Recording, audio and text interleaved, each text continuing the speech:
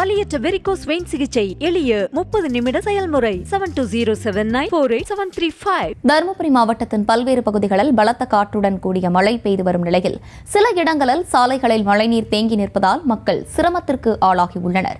இதுகுறித்து மேலும் விவரங்களோடு இணைகிறார் செய்தியாளர் வெற்றிவேல். வெற்றிவேல், வணக்கம். முழு விவரங்கள்.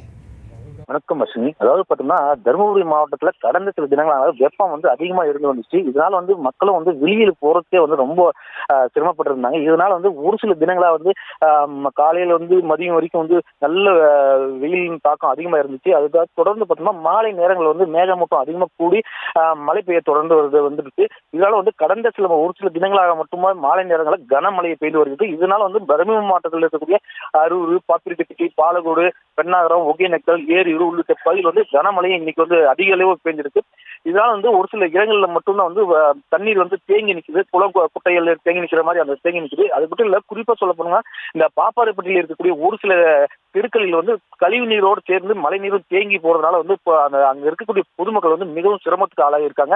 ஆனாலும் கூட இருந்தாலும் இப்போ மாலை நேரங்களில் இந்த பெயர் மழையினால விவசாயிகள் மிகுந்த மகிழ்ச்சி அடைஞ்சிருக்காங்க. அது மட்டும் இல்லாம இந்த வெப்பம் தணிஞ்சு குளிர்ந்த சீதோஷ்ண இருக்கிறதுனால பொதுமக்களும் சந்தோஷப்படுறாங்க.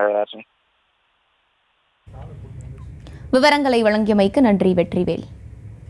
வலியற்ற வெரிகோஸ் வெயின் சிகிச்சை எளிய 30 நிமிட செயல்முறை 7209487335.